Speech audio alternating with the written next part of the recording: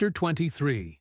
One day only had passed since Anne's conversation with Mrs. Smith, but a keener interest had succeeded, and she was now so little touched by Mr. Elliot's conduct, except by its effects in one quarter, that it became a matter of course the next morning, still to defer her explanatory visit in Rivers Street. She had promised to be with the Musgroves from breakfast to dinner. Her faith was plighted, and Mr. Elliot's character, like the Sultaness Scheherazada's head, must live another day. She could not keep her appointment punctually, however. The weather was unfavorable, and she had grieved over the rain on her friend's account, and felt it very much on her own before she was able to attempt the walk. When she reached the White Hart and made her way to the proper apartment, she found herself neither arriving quite in time, nor the first to arrive. The party before her were Mrs. Musgrove talking to Mrs. Croft and Captain Harville to Captain Wentworth, and she immediately heard that Mary and Henrietta, too impatient to wait, had gone out the moment it had cleared, but would be back again soon, and that the strictest injunctions had been left with Mrs. Musgrove to keep her there till they returned. She had only to submit, sit down, be outwardly composed, and feel herself plunged at once in all the agitations which she had merely laid her account of, tasting a little before the morning closed. There was no delay, no waste of time. She was deep in the happiness of such misery, or the misery of such happiness, instantly. 2 minutes after her entering the room, Captain Wentworth said, "We will write the letter we were talking of, Harville, now, if you will give me materials." Materials were at hand, on a separate table. He went to it, and nearly turning his back to them all, was engrossed by writing. Mrs. Musgrove was giving Mrs. Croft the history of her eldest daughter's engagement, and just in that inconvenient tone of voice which was perfectly audible while it pretended to be a whisper. Anne felt that she did not belong to the conversation, and yet, as Captain Harville seemed thoughtful and not disposed to talk, she could not avoid hearing many undesirable particulars, such as how Mr. Musgrove and my brother Hayter had met again and again to talk it over, what my brother Hayter had said one day, and what Mr. Musgrove had proposed the next, and what had occurred to my sister Hayter, and what the young people had wished, and what I said at first I never could consent to, but was afterwards persuaded to think might do very well, and a great deal in the same style of open-hearted communication, minutiae which, even with every advantage of taste and delicacy, which good Mrs. Musgrove could not give, could be properly interesting only to the principals. Mrs. Croft was attending with great good humour, and whenever she spoke at all, it was very sensibly. Anne hoped the gentlemen might each be too much self-occupied to hear. "And so, ma'am, all these things considered," said Mrs. Musgrove in her powerful whisper, "though we could have wished it different, yet altogether we did not think it fair to stand out any longer, for Charles Hayter was quite wild about it, and Henrietta was pretty near as bad, and so we thought they had better marry at once, and make the best of it, as many others have done before them. At any rate, said I, it will be better than a long engagement." "That is precisely what I was going to observe," cried Mrs. Croft. "I would rather have young people settle on a small income at once, and have to struggle with a few difficulties together, than be involved in a long engagement. I always think that no mutual—" "Oh, dear Mrs. Croft," cried Mrs. Musgrove, unable to let her finish her speech, "there is nothing I so abominate for young people as a long engagement. It is what I always protested against for my children. It is all very well, I used to say, for young people to be engaged, if there is a certainty of their being able to marry in 6 months, or even in 12. But a long engagement—" "Yes, dear ma'am," said Mrs. Croft, "or an uncertain engagement, an engagement which may be long. To begin without knowing that at such a time there will be the means of marrying, I hold to be very unsafe and unwise, and what I think all parents should prevent as far as they can. Anne found an unexpected interest here. She felt its application to herself, felt it in a nervous thrill all over her. And at the same moment that her eyes instinctively glanced towards the distant table, Captain Wentworth's pen ceased to move. His head was raised, pausing, listening, and he turned round the next instant to give a look. One quick, conscious look at her. The two ladies continued to talk, to re-urge the same admitted truths and enforce them with such examples of the ill effect of a contrary practice as had fallen within their observation. But Anne heard nothing distinctly. It was only a buzz of words in her ear. Her mind was in confusion. Captain Harville, who had in truth been hearing none of it, now left his seat and moved to a window, and Anne, seeming to watch him, though it was from thorough absence of mind, became gradually sensible that he was inviting her to join him where he stood. He looked at her with a smile and a little motion of the head, which expressed, "Come to me, I have something to say." And the unaffected, easy kindness of manner which denoted the feelings of an older acquaintance than he really was, strongly enforced the invitation. She roused herself and went to him. The window at which he stood was at the other end of the room from where the two ladies were sitting, and, though nearer to Captain Wentworth's table, not very near.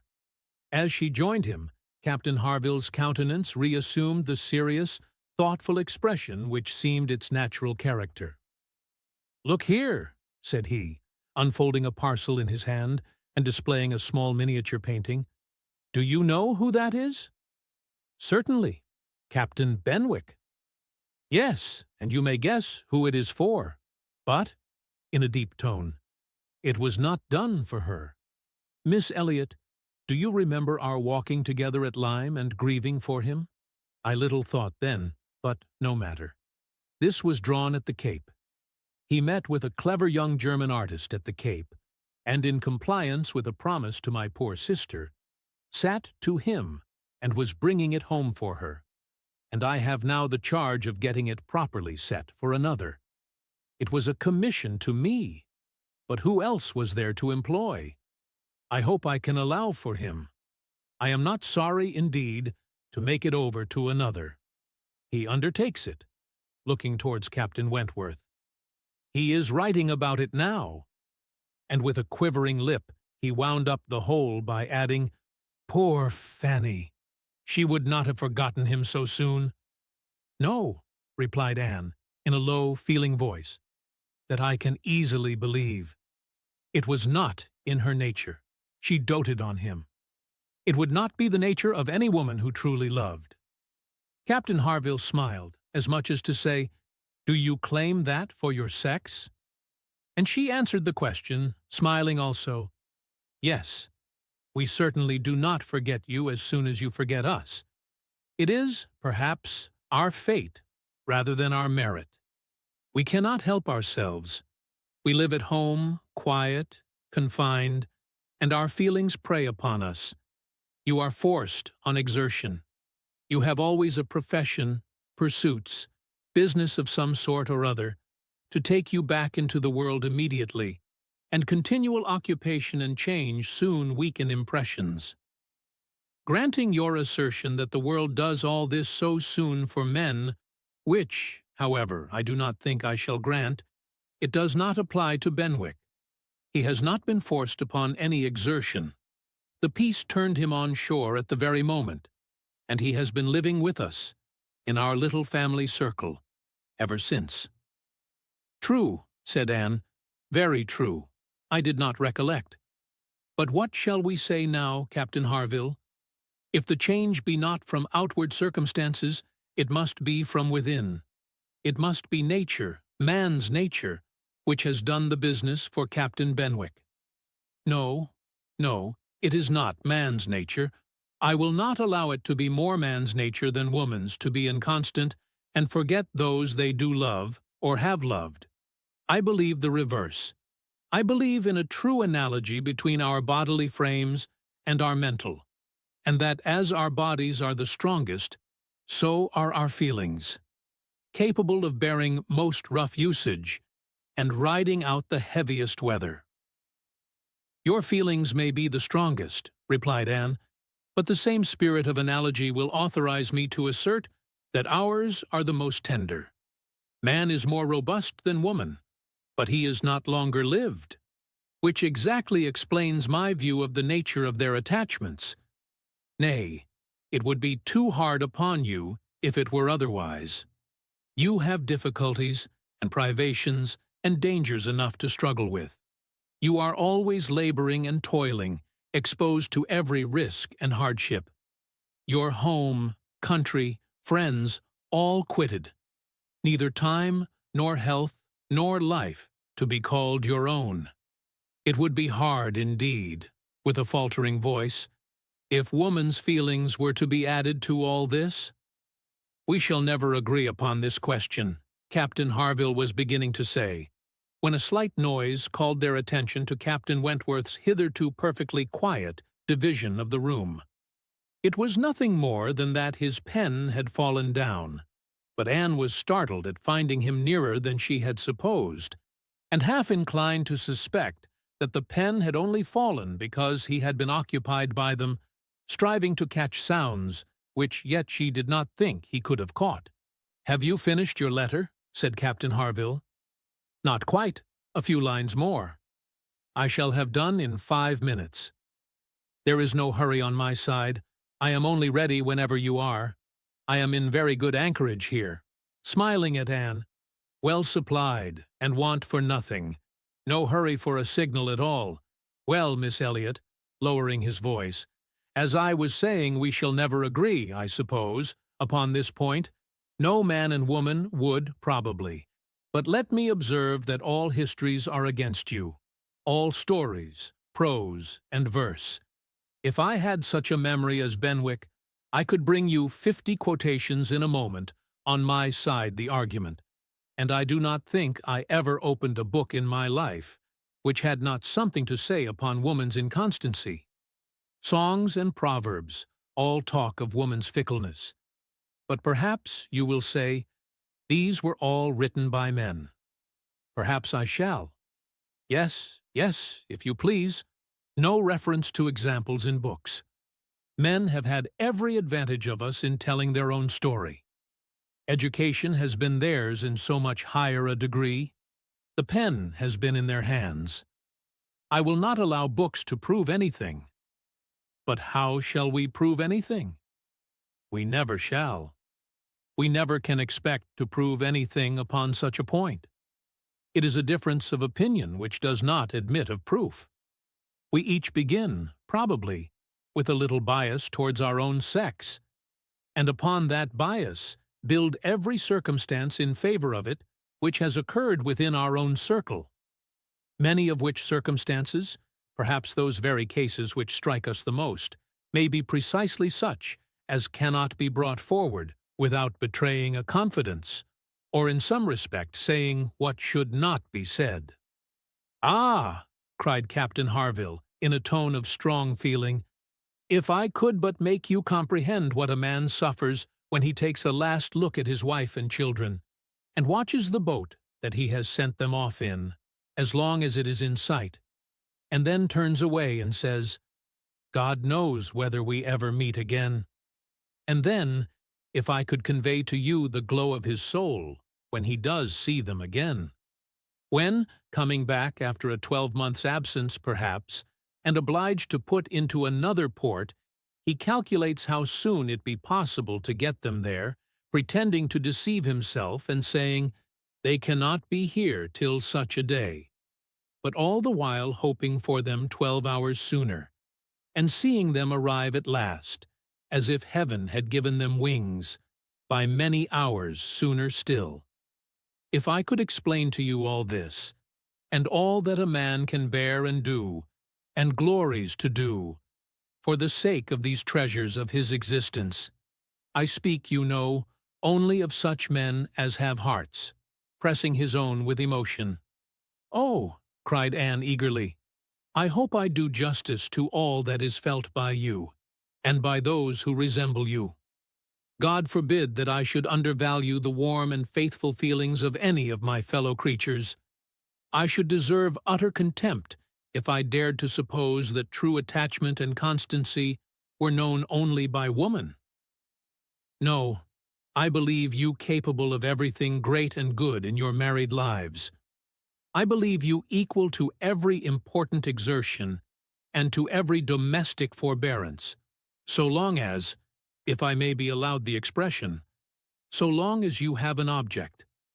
I mean while the woman you love lives, and lives for you. All the privilege I claim for my own sex, it is not a very enviable one, you need not covet it, is that of loving longest, when existence or when hope is gone. She could not immediately have uttered another sentence. Her heart was too full, her breath too much oppressed. "You are a good soul," cried Captain Harville, putting his hand on her arm quite affectionately. "There is no quarrelling with you, and when I think of Benwick, my tongue is tied." Their attention was called towards the others. Mrs. Croft was taking leave. "Here, Frederick, you and I part company, I believe," said she. "I am going home, and you have an engagement with your friend. Tonight we may have the pleasure of all meeting again at your party," turning to Anne. "We had your sister's card yesterday, and I understood Frederick had a card too, though I did not see it. And you are disengaged, Frederick, are you not, as well as ourselves?" Captain Wentworth was folding up a letter in great haste, and either could not or would not answer fully. "Yes," said he, "very true. Here we separate, but Harville and I shall soon be after you. That is, Harville, if you are ready, I am in half a minute. I know you will not be sorry to be off. I shall be at your service in half a minute." Mrs. Croft left them, and Captain Wentworth, having sealed his letter with great rapidity, was indeed ready, and had even a hurried, agitated air, which showed impatience to be gone. Anne knew not how to understand it. She had the kindest "Good morning, God bless you," from Captain Harville, but from him not a word, nor a look. He had passed out of the room without a look. She had only time, however, to move closer to the table where he had been writing, when footsteps were heard returning. The door opened. It was himself. He begged their pardon, but he had forgotten his gloves, and instantly crossing the room to the writing table, he drew out a letter from under the scattered paper, placed it before Anne with eyes of glowing entreaty, fixed on her for a time, and hastily collecting his gloves, was again out of the room, almost before Mrs. Musgrove was aware of his being in it. The work of an instant. The revolution which one instant had made in Anne was almost beyond expression. The letter, with a direction hardly legible, to Miss A.E. was evidently the one which he had been folding so hastily. While supposed to be writing only to Captain Benwick, he had been also addressing her. On the contents of that letter depended all which this world could do for her. Anything was possible. Anything might be defied, rather than suspense. Mrs. Musgrove had little arrangements of her own at her own table. To their protection she must trust. And sinking into the chair which he had occupied, succeeding to the very spot where he had leaned and written, her eyes devoured the following words: "I can listen no longer in silence. I must speak to you by such means as are within my reach. You pierce my soul. I am half agony, half hope. Tell me not that I am too late, that such precious feelings are gone forever. I offer myself to you again with a heart even more your own than when you almost broke it, 8 years and a half ago. Dare not say that man forgets sooner than woman, that his love has an earlier death. I have loved none but you. Unjust I may have been, weak and resentful I have been, but never inconstant. You alone have brought me to Bath. For you alone, I think and plan. Have you not seen this? Can you fail to have understood my wishes? I had not waited even these 10 days. Could I have read your feelings, as I think you must have penetrated mine? I can hardly write. I am every instant hearing something which overpowers me. You sink your voice, but I can distinguish the tones of that voice when they would be lost on others. Too good, too excellent creature. You do us justice, indeed. You do believe that there is true attachment and constancy among men. Believe it to be most fervent, most undeviating in F.W. I must go, uncertain of my fate, but I shall return hither, or follow your party, as soon as possible. A word, a look, will be enough to decide whether I enter your father's house this evening or never. Such a letter was not to be soon recovered from. Half an hour's solitude and reflection might have tranquilized her, but the 10 minutes only which now passed before she was interrupted, with all the restraints of her situation, could do nothing towards tranquillity. Every moment rather brought fresh agitation. It was overpowering happiness. And before she was beyond the first stage of full sensation, Charles, Mary, and Henrietta all came in. The absolute necessity of seeming like herself produced then an immediate struggle. But after a while she could do no more. She began not to understand a word they said, and was obliged to plead indisposition and excuse herself. They could then see that she looked very ill, were shocked and concerned, and would not stir without her for the world. This was dreadful. Would they only have gone away, and left her in the quiet possession of that room, it would have been her cure. But to have them all standing or waiting around her was distracting, and in desperation she said she would go home. "By all means, my dear," cried Mrs. Musgrove, "go home directly and take care of yourself, that you may be fit for the evening.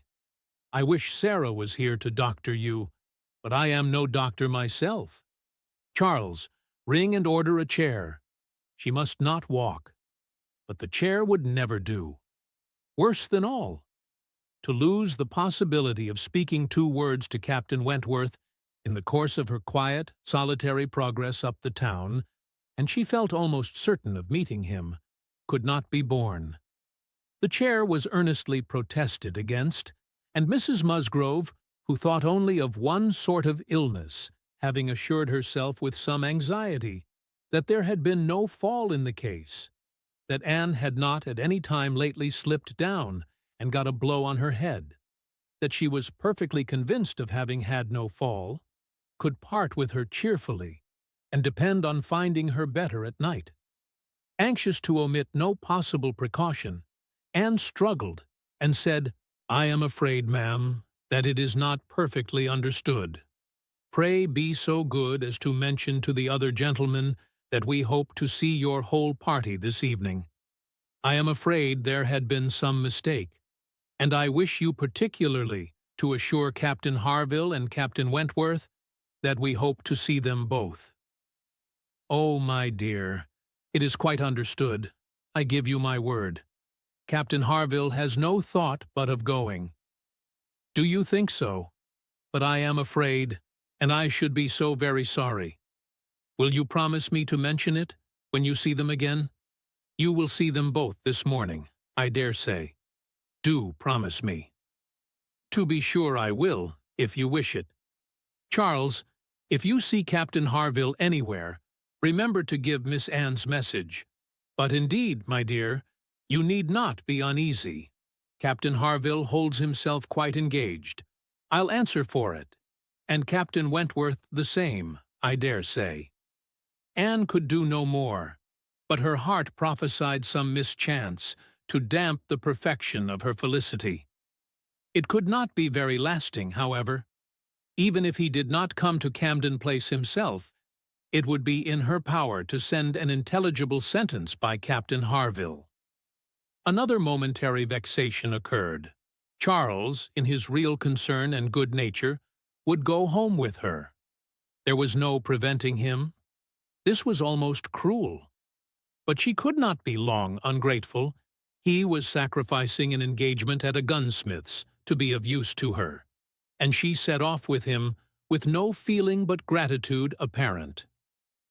They were on Union Street, when a quicker step behind, a something of familiar sound, gave her 2 moments' preparation for the sight of Captain Wentworth. He joined them, but, as if irresolute whether to join or to pass on, said nothing, only looked. Anne could command herself enough to receive that look, and not repulsively. The cheeks which had been pale now glowed, and the movements which had hesitated were decided. He walked by her side. Presently, struck by a sudden thought, Charles said, "Captain Wentworth, which way are you going? Only to Gay Street, or farther up the town?" "I hardly know," replied Captain Wentworth, surprised. "Are you going as high as Belmont? Are you going near Camden Place? Because, if you are, I shall have no scruple in asking you to take my place, and give Anne your arm to her father's door. She is rather done for this morning, and must not go so far without help, and I ought to be at that fellow's in the market-place. He promised me the sight of a capital gun he is just going to send off. Said he would keep it unpacked to the last possible moment, that I might see it, and if I do not turn back now, I have no chance. By his description, a good deal like the second-size double-barrel of mine, which you shot with one day round Winthrop. There could not be an objection.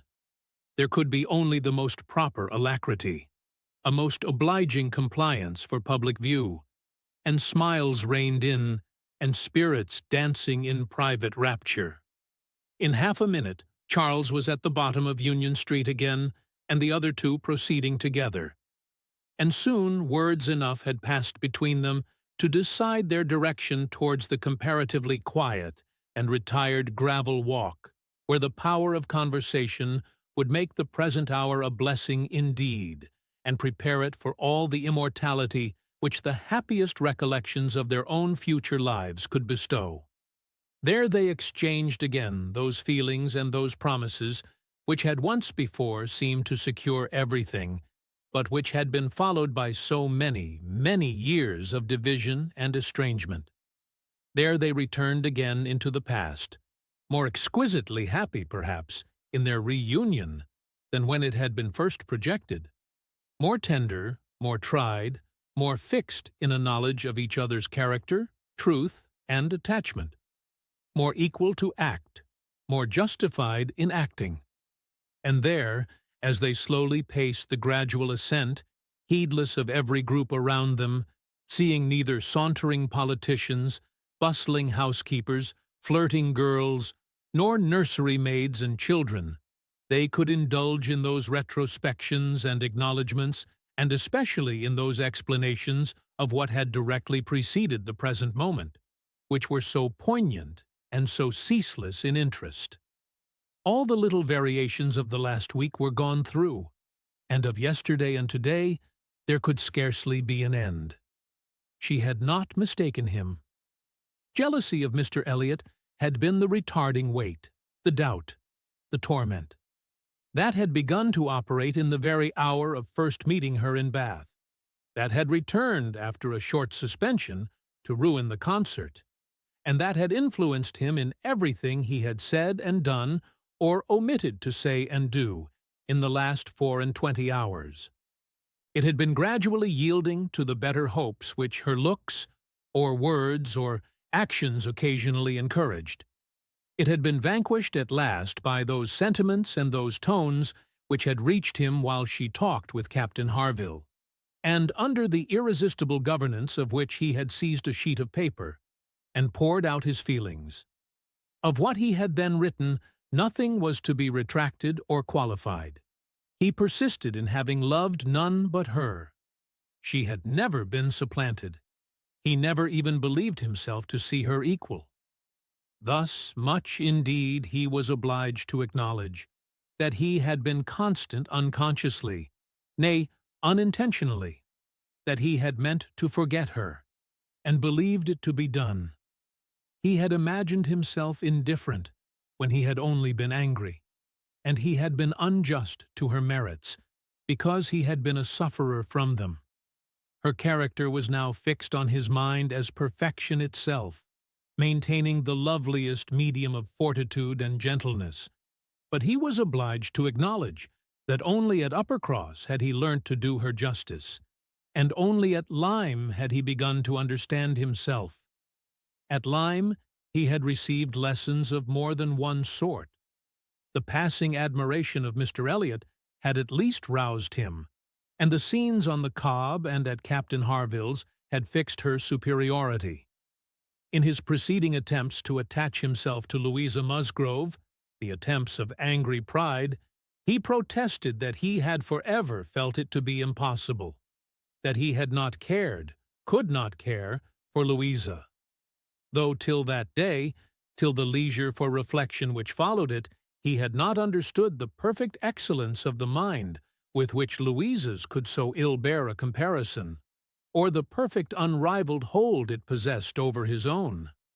There he had learnt to distinguish between the steadiness of principle and the obstinacy of self-will, between the darings of heedlessness and the resolution of a collected mind. There he had seen everything to exalt in his estimation the woman he had lost, and there begun to deplore the pride, the folly, the madness of resentment, which had kept him from trying to regain her when thrown in his way. From that period his penance had become severe. He had no sooner been free from the horror and remorse attending the first few days of Louisa's accident, no sooner begun to feel himself alive again, than he had begun to feel himself, though alive, not at liberty. "I found," said he, "that I was considered by Harville an engaged man, that neither Harville nor his wife entertained a doubt of our mutual attachment. I was startled and shocked. To a degree I could contradict this instantly, but when I began to reflect that others might have felt the same, her own family, nay, perhaps herself, I was no longer at my own disposal. I was hers in honor if she wished it. I had been unguarded. I had not thought seriously on this subject before. I had not considered that my excessive intimacy must have its danger of ill consequence in many ways, and that I had no right to be trying whether I could attach myself to either of the girls, at the risk of raising even an unpleasant report, were there no other ill effects. I had been grossly wrong, and must abide the consequences. He found too late, in short, that he had entangled himself, and that precisely as he became fully satisfied of his not caring for Louisa at all, he must regard himself as bound to her, if her sentiments for him were what the Harvilles supposed. It determined him to leave Lyme and await her complete recovery elsewhere. He would gladly weaken, by any fair means, whatever feelings or speculations concerning him might exist. And he went, therefore, to his brother's, meaning after a while to return to Kellynch and act as circumstances might require. "I was 6 weeks with Edward," said he, "and saw him happy. I could have no other pleasure. I deserved none. He inquired after you very particularly, asked even if you were personally altered, little suspecting that to my eye you could never alter." Anne smiled and let it pass. It was too pleasing a blunder for a reproach. It is something for a woman to be assured, in her 28th year, that she has not lost one charm of earlier youth, but the value of such homage was inexpressibly increased to Anne, by comparing it with former words, and feeling it to be the result, not the cause of a revival of his warm attachment. He had remained in Shropshire, lamenting the blindness of his own pride, and the blunders of his own calculations, till at once released from Louisa by the astonishing and felicitous intelligence of her engagement with Benwick. "Here," said he, "ended the worst of my state. For now I could at least put myself in the way of happiness. I could exert myself. I could do something. But to be waiting so long in inaction, and waiting only for evil, had been dreadful. Within the first 5 minutes I said, "I will be at Bath on Wednesday." And I was. Was it unpardonable to think it worth my while to come, and to arrive with some degree of hope? You were single. It was possible that you might retain the feelings of the past, as I did. And one encouragement happened to be mine. I could never doubt that you would be loved and sought by others, but I knew to a certainty that you had refused one man, at least, of better pretensions than myself, and I could not help often saying, "Was this for me?" Their first meeting in Milsom Street afforded much to be said, but the concert still more. That evening seemed to be made up of exquisite moments. The moment of her stepping forward in the octagon room to speak to him, the moment of Mr. Elliot's appearing and tearing her away, and one or two subsequent moments, marked by returning hope or increasing despondency, were dwelt on with energy. "To see you," cried he, "in the midst of those who could not be my well-wishers, to see your cousin close by you, conversing and smiling, and feel all the horrible eligibilities and proprieties of the match. To consider it as the certain wish of every being who could hope to influence you, even if your own feelings were reluctant or indifferent, to consider what powerful supports would be his. Was it not enough to make the fool of me which I appeared? How could I look on without agony? Was not the very sight of the friend who sat behind you, was not the recollection of what had been, the knowledge of her influence, the indelible, immovable impression of what Persuasion had once done? Was it not all against me?" "You should have distinguished," replied Anne. "You should not have suspected me now. The case is so different, and my age is so different. If I was wrong in yielding to Persuasion once, remember that it was to Persuasion exerted on the side of safety, not of risk.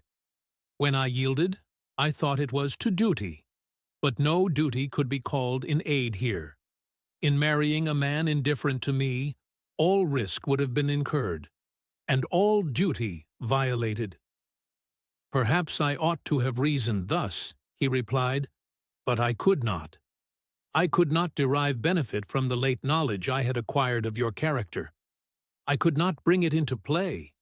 It was overwhelmed, buried, lost in those earlier feelings which I had been smarting under year after year. I could think of you only as one who had yielded, who had given me up, who had been influenced by anyone rather than by me. I saw you with the very person who had guided you in that year of misery. I had no reason to believe her of less authority now. The force of habit was to be added. I should have thought," said Anne, "that my manner to yourself might have spared you much or all of this. No, no. Your manner might be only the ease which your engagement to another man would give. I left you in this belief, and yet I was determined to see you again. My spirits rallied with the morning, and I felt that I had still a motive for remaining here." At last Anne was at home again, and happier than anyone in that house could have conceived. All the surprise and suspense, and every other painful part of the morning dissipated by this conversation, she re-entered the house so happy as to be obliged to find an alloy in some momentary apprehensions of its being impossible to last. An interval of meditation, serious and grateful, was the best corrective of everything dangerous in such high-wrought felicity, and she went to her room and grew steadfast and fearless in the thankfulness of her enjoyment. The evening came, the drawing-rooms were lighted up, the company assembled. It was but a card party. It was but a mixture of those who had never met before, and those who met too often. A commonplace business, too numerous for intimacy, too small for variety. But Anne had never found an evening shorter. Glowing and lovely in sensibility and happiness, and more generally admired than she thought about or cared for, she had cheerful or forbearing feelings for every creature around her. Mr. Elliot was there, she avoided, but she could pity him. The Wallaces, she had amusement in understanding them. Lady Dalrymple and Miss Carteret, they would soon be obnoxious cousins to her. She cared not for Mrs. Clay, and had nothing to blush for in the public manners of her father and sister. With the Musgroves, there was the happy chat of perfect ease. With Captain Harville, the kind-hearted intercourse of brother and sister. With Lady Russell, attempts at conversation, which a delicious consciousness cut short. With Admiral and Mrs. Croft, everything of peculiar cordiality and fervent interest, which the same consciousness sought to conceal. And with Captain Wentworth, some moments of communications continually occurring, and always the hope of more, and always the knowledge of his being there. It was in one of these short meetings, each apparently occupied in admiring a fine display of greenhouse plants, that she said, "I have been thinking over the past, and trying impartially to judge of the right and wrong, I mean with regard to myself, and I must believe that I was right, much as I suffered from it, that I was perfectly right in being guided by the friend whom you will love better than you do now. To me, she was in the place of a parent. Do not mistake me, however. I am not saying that she did not err in her advice. It was, perhaps, one of those cases in which advice is good or bad, only as the event decides. And for myself, I certainly never should, in any circumstance of tolerable similarity, give such advice. But I mean that I was right in submitting to her, and that if I had done otherwise, I should have suffered more in continuing the engagement than I did even in giving it up, because I should have suffered in my conscience. I have now, as far as such a sentiment is allowable in human nature, nothing to reproach myself with, and if I mistake not, a strong sense of duty is no bad part of a woman's portion." He looked at her, looked at Lady Russell, and looking again at her, replied, as if in cool deliberation, "Not yet, but there are hopes of her being forgiven in time. I trust to being in charity with her soon, but I too have been thinking over the past, and a question has suggested itself, whether there may not have been one person more my enemy even than that lady, my own self. Tell me if, when I returned to England in the year 8, with a few £1,000, and was posted into the Laconia, if I had then written to you, would you have answered my letter? Would you, in short, have renewed the engagement then?" "Would I?" was all her answer, but the accent was decisive enough. "Good God!" he cried. "You would!" It is not that I did not think of it, or desire it, as what could alone crown all my other success, but I was proud, too proud to ask again. I did not understand you. I shut my eyes, and would not understand you, or do you justice. This is a recollection which ought to make me forgive everyone sooner than myself. 6 years of separation and suffering might have been spared. It is a sort of pain, too, which is new to me. I have been used to the gratification of believing myself to earn every blessing that I enjoyed. I have valued myself on honorable toils and just rewards. Like other great men under reverses, he added with a smile, I must endeavor to subdue my mind to my fortune. I must learn to brook being happier than I deserve.